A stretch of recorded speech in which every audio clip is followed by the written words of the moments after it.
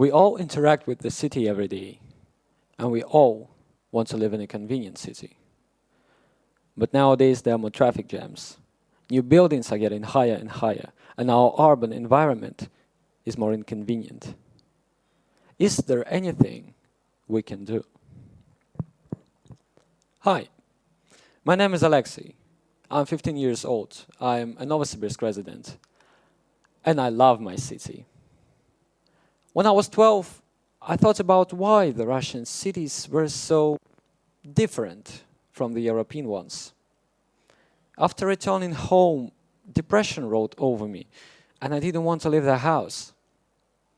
After all, they have everything so beautiful and convenient, but we do not. Please tell me, did you ever thought about this precedent? Can we do something about our urban inconvenience? And why hasn't anyone tried it yet? I searched for an answer and believe that there is a solution. In fact, urbanism. Urbanism, it's a science about cities' construction for people's comfort living. It answers to all questions about planning cities. How to make them convenient, how to provide safety, and of course, the most sacred agenda, the most global one, how to solve the traffic jam problems. In a well-planned city, there is a priority. A man comes first, then a cyclist, then a public transport, road traffic, and the last but not least, the parking opportunity. Russia has the highest road death rate among all European countries. A paradox, the cities in Russia are constructed for cars, completely forgetting that people live in them. For example, the lights in Russia, the road lights, the traffic lights, lighten up the road and the streets. Although cars have headlights, but pedestrians don't. We have incredibly long traffic light phases for the pedestrians, but humans are not the robots. They are rational creatures. No one will wait 99 seconds to cross the two-lane road. Pedestrians never walk the way the designer planned. They move the most convenient way, the most comfortable for them. As a result, people are getting hit. Casualties and deaths follow. And those who planned such infrastructure are responsible for such professionalism. I have a vision how to solve the traffic jam problems. Some drivers claim that expanding the road would be a solution. Would you agree? I'm of a different opinion. When the roads are widened, traffic jams will increase. Why so? In reality, there is a simple rule in urbanism.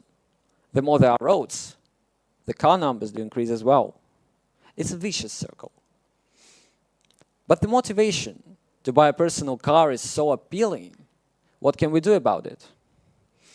Well, how about finding a variation when the buses are on the same road as cars, but they have a separate express lane without lights that allows them to move faster, so people will have a chance to compare, either sitting in a traffic jam or travel by bus. If you offer someone to get to work on a comfortable, convenient tram or bus, not clogged with people, or walk along a nice, beautiful green street, then believe me, he will prefer to do that instead of traveling by car. So continuing expanding the road, that will lead to a disaster. This method has been used in many American cities, Los Angeles, for example. This is where the traffic is the worst.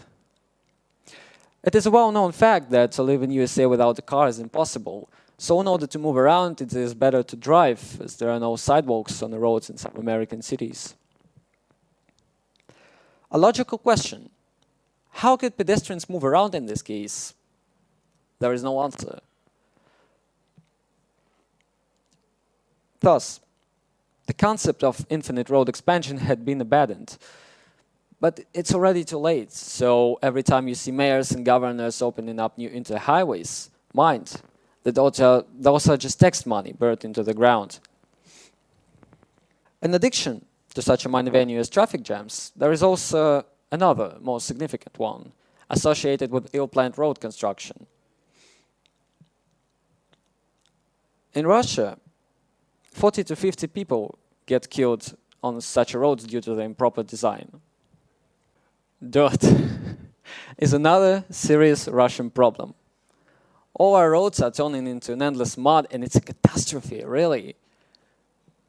In homes, shopping malls, offices, after the rain, dirt is everywhere.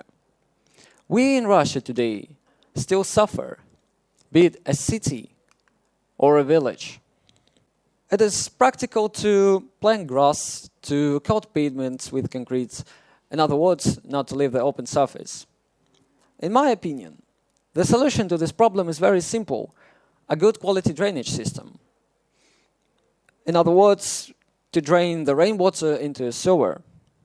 In Europe, they have solved this issue in the Middle Ages. Watch out! Next item might be a shock for you. You won't believe it, but the sub-districts are built only in CIS countries.